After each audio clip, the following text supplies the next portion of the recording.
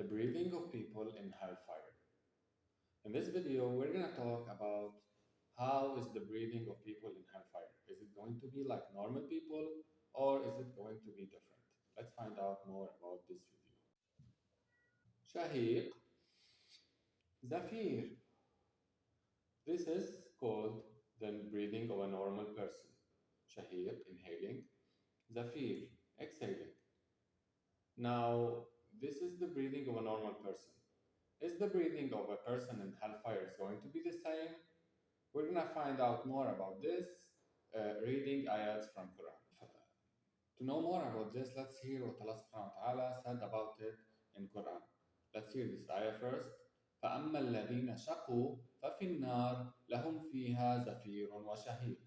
As for those as for the rest ones, they are in the fire having gasping and sighing, heavy exhaling and inhaling, right?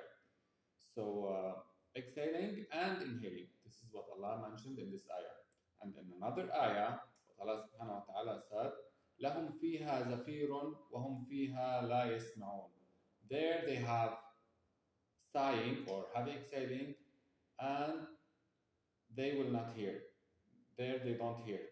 Now now scholars have explained this.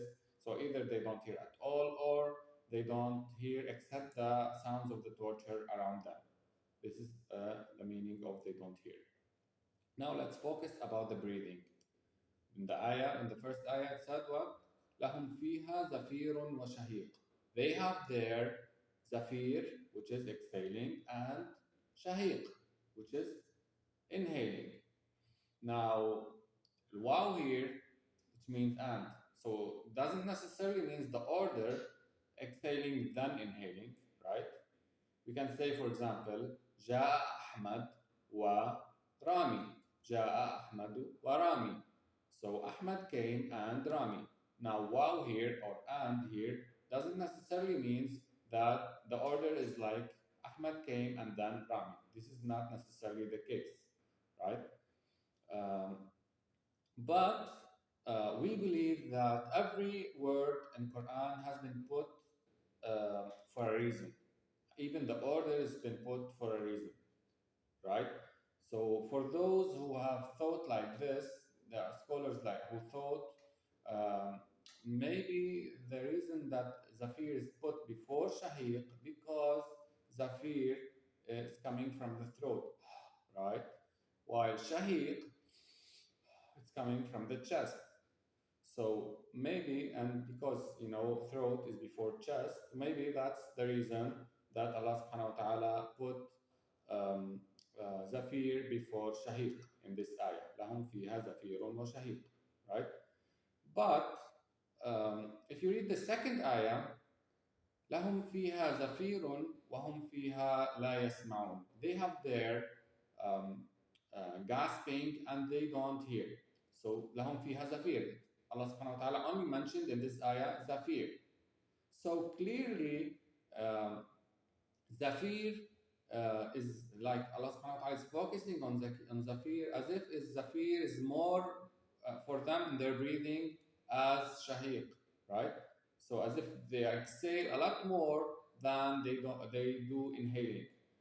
So why is that? What is the reason about this? Well, to understand this, we have to read first the ayat. We have to understand the situation that the people in hellfire they are in.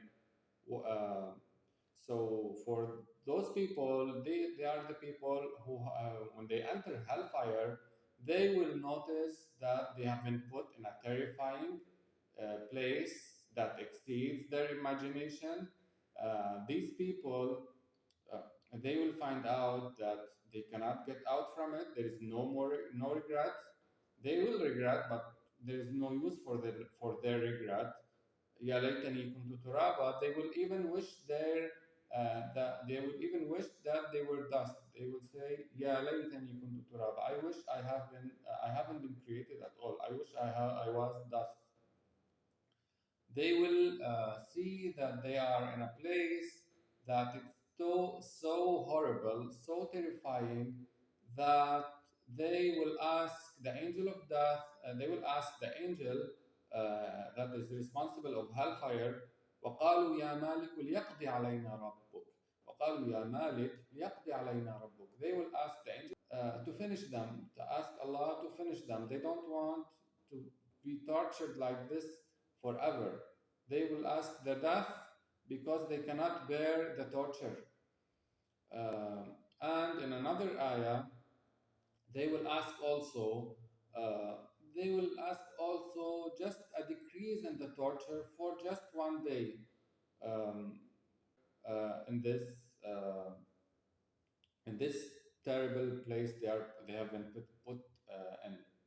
Now when they find out that this is the situation that they have been put in, there will be a lot of crying, there will be a lot of regrets, but of course they cannot get out from this everlasting terrible situation that they have been put in.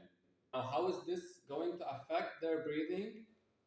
Well, to understand this, let's imagine first, for example, a baby that has been crying for a long time. It keeps on crying and crying and crying until there is no more air in the lungs. Then he takes a deep breath, then again crying and crying and crying, right? So most of the time, this baby is like breathing out, and then when there's no more air in the lungs, the baby will take a deep breath and continues on his crying. The same for a person who's been like put in a terrible place, in a terrifying place that's so scary that he's been busy by the sounds and the scenes that around them, that they cannot even control their breath. They are all the time afraid. So most of the time they're just too afraid that they cannot control their breath. And then when there is no more air in the lungs, then they will take a deep breath, and then they will continue busy. They will continue exhaling, busy, terrified in the place that they have been put in, because everything around them is scary. The sounds are scary, the scenes are scary, the situation that they have been put in, it's so scary that they don't have time actually to control their breath.